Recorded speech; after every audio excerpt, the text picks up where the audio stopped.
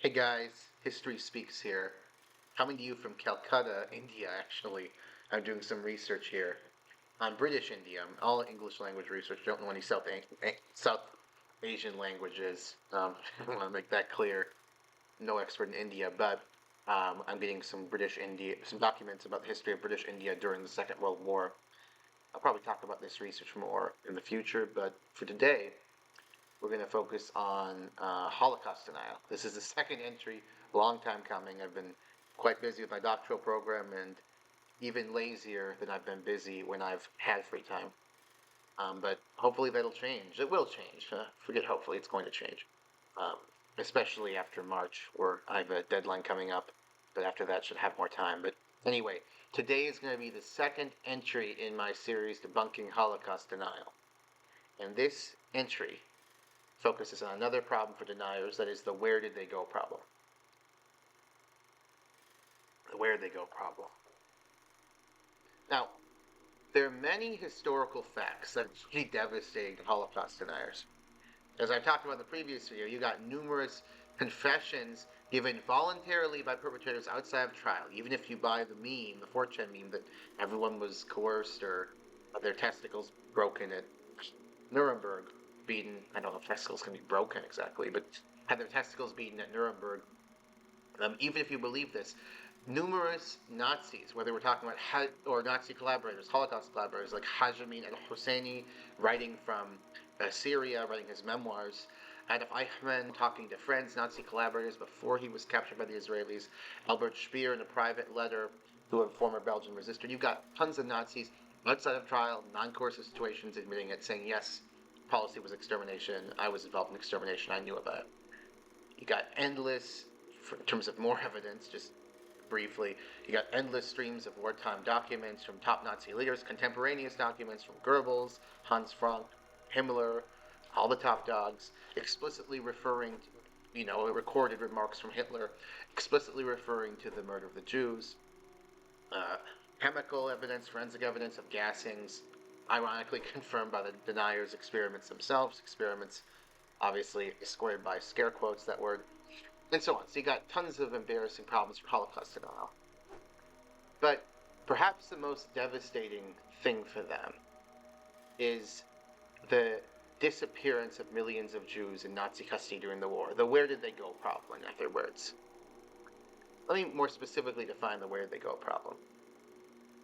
3 million Jews disappeared in the Nazi camp system, the extermination camps and the concentration camps during the Second World War.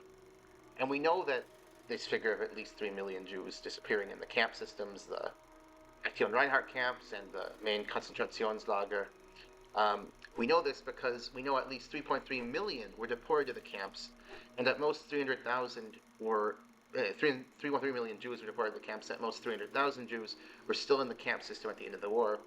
We know this because they were taken to the displaced persons camps by the Allies. There's a lot of information about them, meaning the survivors, the people who were still in the camps at the end of the war. How do we know the figure of at least 3.3 million were deported to the camps? How do we know that's accurate? Well, first, I have a number of sources. There are records from the British Secret Intelligence Service, which broke the Enigma encoding machine and therefore had access to various German administrative documents. And we have, and the documents they had access to included documents for the main concentration camp system. These documents show, at various points during the Holocaust, certainly not at all points, but at various points, these documents show the number of people being deported to the camps and also the total number of persons in the camps.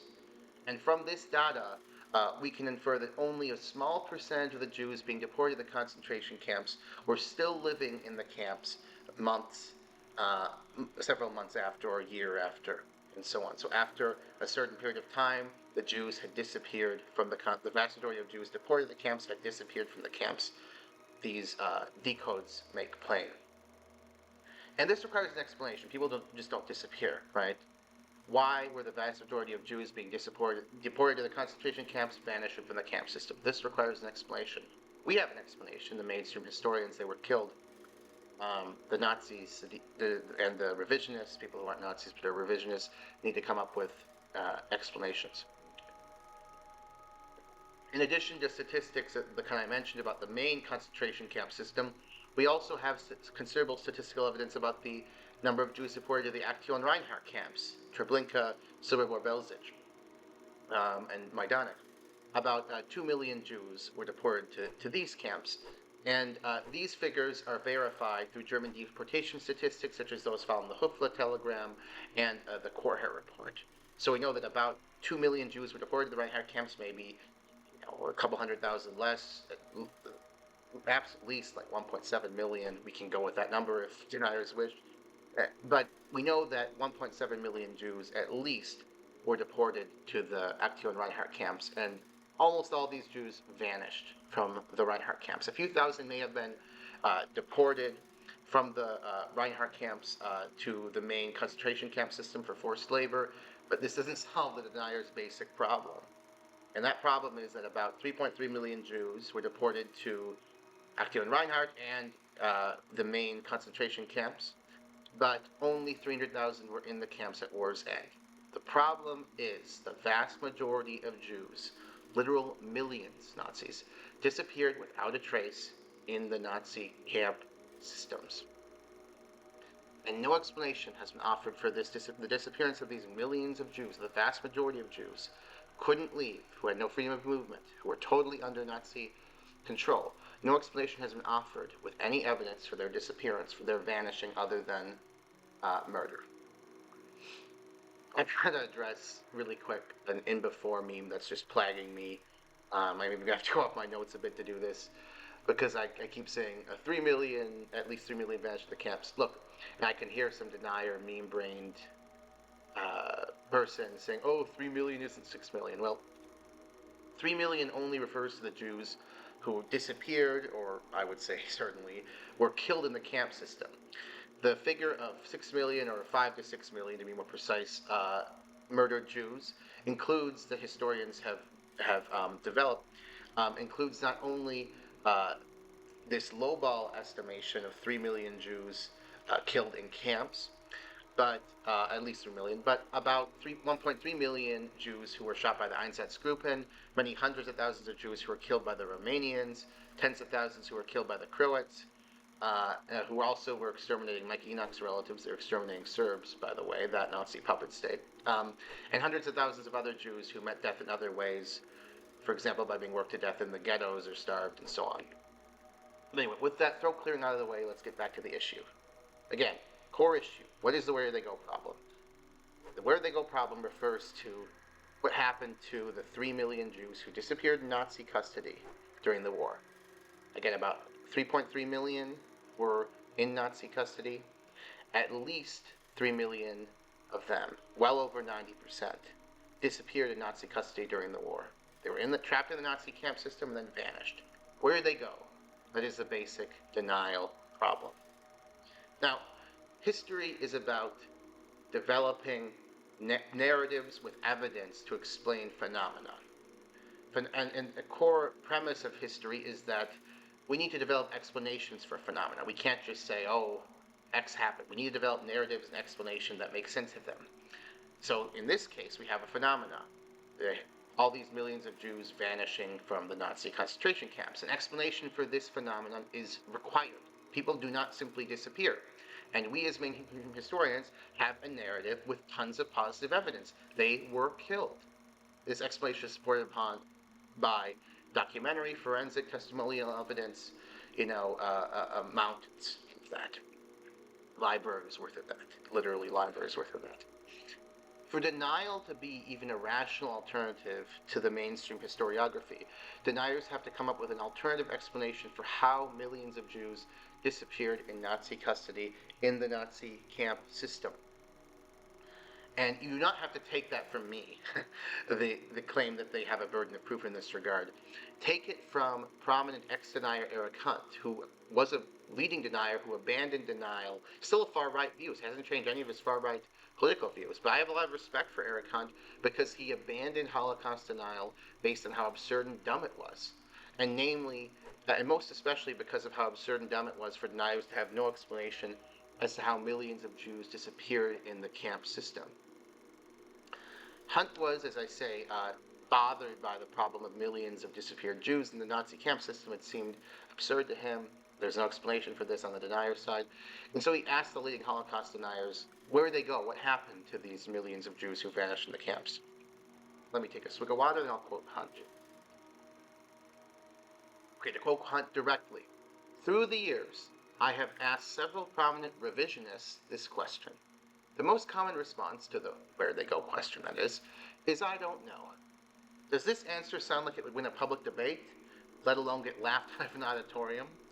Instead, it is undoubtedly a losing position, and it is precisely why revisionists have not and are, without additional miraculous, earth-shattering new data, unable to ever win the Holocaust denial debate. That is a perfect summation. Germar Rudolf, interestingly, also recognizes that the problem of where they go, the millions of disappeared Jews in Nazi custody, is the Achilles heel of denial. And I'll play a little clip of that. The Achilles heel of revisionism is that we can't prove where those Jews went that were sent to Treblinka, Majdanek, Treblinka, Basic, and Sobibor camp. As a cope, Rudolf goes on in this clip, which I won't play this portion, but I'll, to be fair, mention that he also claims the where they go problem is somehow a big problem, an Achilles heel for the mainstream. I don't understand this, so it sounds like a total cope to me. I don't understand the logic at all, because we have an explanation for it, and you don't. An explanation with evidence, and you don't. But it is still really interesting to me that he acknowledges that the where they go problem and the lack of evidence for the resettlement of the Jews is still a problem, of the disappeared Jews, is still a problem for deniers. Again, yeah. Okay, and Rudolf is not alone in this regard. The leading Holocaust deniers today, Germar Rudolf, Matanyo, and so on, they seem to implicitly recognize that they need an alternative explanation for how the millions of Jews disappeared in Nazi custody, that they need an explanation for how the millions of Jews vanished. And hence, the leading deniers have promoted the so-called resettlement theory, according to which about 1.7 million of the disappeared Jews, the ones who were sent to the Actio and Reinhardt camps, did not disappear, but were actually moved by the Nazis out of the camp system to some permanent reservation. And you'll note that they're only partially attempting to solve the problem, because they're trying to handwave away the more than 1 million Jews who disappeared in other camps by focusing only on the Reinhardt camps. Regardless, let's focus on the 1.7 million from the Reinhardt camps. Let's play their game with them, because it's so trivially easy to discredit them even on their terms. Okay, that this theory has been promoted for literal years, namely the resettlement theory, the theory that the Nazis channeled Jews out of the camp system and resettled them in some permanent reservation. That this has been promoted for years shows how ludicrously isolated from external criticism and really like rational discussion Holocaust denial theorists have become and are. I mean, let's be clear for a second. They are saying that that some Jewish resettlement, which would have amounted to a country of 1.7 million people, the people who were taken out of the Reinhardt camps, they claim, that this Jewish resettlement existed sometime in the 1940s and left no trace. That is to say, a country with a population bigger, a European country with a population bigger than contemporary Latvia, Jewlantis, if you will, existed in 20th century Europe and within living memory and left no trace. And we're talking 20th century Europe, a world with telephones and radios. It somehow left no trace. There's no trace of any communications from the supposed nation or settlement. There's no letters home from the resettled Jews to other Jews or letters to anyone else. There's no remnants of infrastructure from this supposed nation or resettlement, no houses, no grocery stores, no apartment buildings. There's no traces of economic activity, no imports or exports from or to other countries. There are no Jewish witnesses who talked about being resettled. There are no Nazi witnesses who talked about participating in the resettlement of Jews. There are no foreign nationals who said, oh yeah, I saw Jews being resettled near my country or in my country, etc. I mean, it should not be difficult to prove a nation of 1.7 million people existed in 1940s Europe. Yet we have not a single film or picture, a single radio transmission, not a single letter in or out of the nation, not a single building or remnants of a building, and so on. Nothing. Zip, zilch, zero. And it's also embarrassing to people promoting this theory that not a single Nazi in and out of court ever claimed these nations existed, that Jews were resettled, ever claimed that this ex-resettlement existed. This is despite the fact that it would be a completely discrediting alibi against allegations of genocide to say, nope, we resettled them there, because it would be very easy to find evidence of the resettlements wherever there is, wherever X is. We resettled them at X, it would be trivially easy to find. Particularly in 1945, you could show that this European nation of 1.7 million people existed or recently existed. I mean, the idea that the Nazis who had been at the Reinhardt camps and escaped to Latin America couldn't say to confidants, by the way, the Jews didn't disappear. There is or recently was this country, this resettlement. That Eichmann couldn't have said that. It's fucking ridiculous. And just totally absurd that no Nazi would say this if these nations had existed. Just to illustrate how wrong-headed this denier theory is, consider how, and kind of epistemically wacky to postulate it, consider how historians treat another historical episode, the dissolution of the Roanoke colony in what is now North Carolina.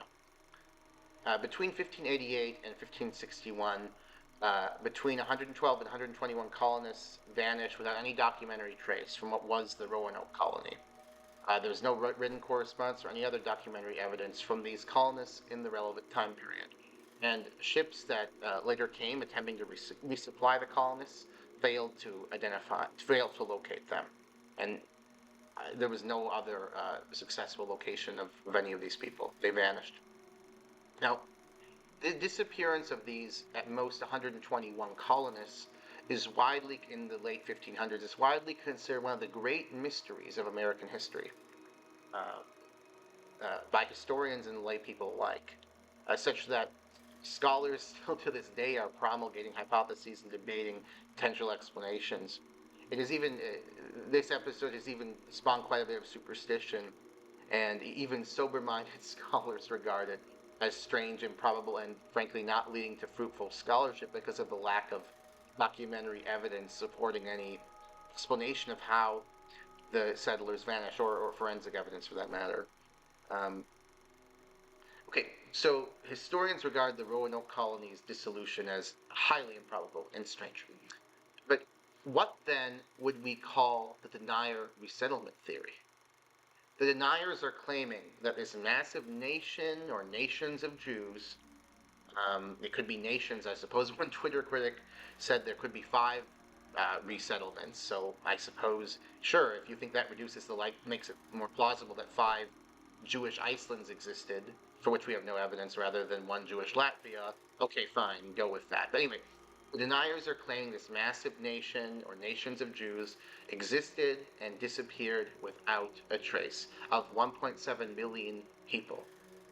This would be tens of times more improbable than the acknowledged improbable disappearance of the Roanoke colonists. For one, it is obviously much more improbable that a massive group of people would disappear without a trace than a small one, and with regard to the disappeared Jews, the deniers want us to believe were resettled. We're talking 1.7 million people, which is more than 14,000 times larger than 121, which is the maximal estimate of the disappeared Roanoke colonists. And secondly, the Roanoke colonists disappeared in the late 1500s before the printing press had even come to what became the United States, the colonies, the North American colonies. Conversely, 1940s is within living memory and certainly well within the access of modern communications technology, yet we still have nothing. So again, remember that the disappearance of the Roanoke colonists is considered improbable, mysterious, and strange by historians. What then should we make of denier resettlement theory, which is infinitely more improbable than the disappearance of the colonists. And a claim of deniers that this European country or resettlement of 1.7 million people, the size of Latvia, existed and vanished without a trace in the 1940s. And this is not even necessary. We can totally avoid these absurdities of claiming, oh yeah, these nations existed that we have no evidence of, or oh yeah, millions of people just vanished. You can avoid all these absurdities by simply embracing the mainstream explanation, which has tons of positive evidence in its favor. Namely that the Jews did not disappear and were not resettled, but were murdered.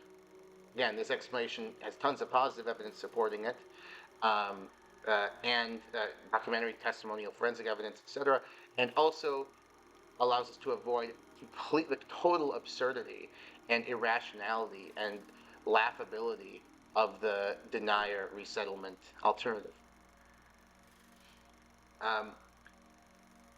Okay. In closing, and to preview my next video, I should note that there is another way of dealing with the disappeared Jews, the problem of the disappeared Jews, the where they go problem, and so on. And that is denying they ever existed. That's the other denier approach. This approach comes from Walter Sanning's Dissolution of European Jewry, and Ryan Falk has basically, the alt hypothesis, basically regurgitated Sanning's argument in a recent video. And yeah, it's all this stuff is laughably bad and and bad faith and shoddy. And I look forward to discrediting it in the next video. But as for this video, let me end with a challenge to deniers. Look, and proponents of the resettlement theory and proponents of the work of Rudolf, Matano, and these guys. Enoch has promoted resettlement theory too. Look, you guys have one ironclad way of humiliating me and other people who think Holocaust denial is stupid. Not that it's, my emphasis is not that it's immoral or that it's that's not what I emphasize. That point, probably is, but I don't emphasize that. I emphasize that it's dumb, right? But anyway, if you want to discredit the view that it's dumb, my view that it's dumb, go to Europe and find some physical remnants of this Jewish nation of 1.7 million people, or many smaller nations collectively amounting to 1.7 million people. And this photo should inspire you, although your mission is much easier than finding Atlantis because you're trying to find a European civilization that existed within living memory. So good luck, Godspeed, and thank you for everybody for tuning in. Even hate watchers appreciate all the views. I want to say, actually I should, even though I did my cute little closing, I should also say as a postscript, I've heard about Germar Rudolf's issue. I don't know all the specifics of his circumstance. I heard just on the grapevine that he's having some problems with his visa in the United States. I don't know what the cause of that is, but to the extent that his propounding Holocaust denial is impairing him, I should say that I don't agree that people pounding ill-considered or offensive or even immoral views should be punished for them. I believe in freedom of speech, and that includes strange views on historical topics. And yeah, so I just wanted to express my opposition to any mistreatment of him if it's coming from his views. And certainly some has, especially in Germany. He's been persecuted for his strange views. I disagree with this. I emphatically disagree with this. Now, if people are going after him for some lewd conduct thing, I don't want to get into that, really, because I don't know the specifics, but there was some charge on this nature. The state has the right to do that in the United States. But to the extent that he's being afflicted because of his views on history, I emphatically disagree with that. And I wanted to close the video in saying that. And obviously I'm against denial. I discredit denial. I'm going to keep discrediting it, but I don't believe in giving the state the power to persecute and discriminate against people because of strange views in history. So, yep, okay. I will check out now. I hope everybody has a good week.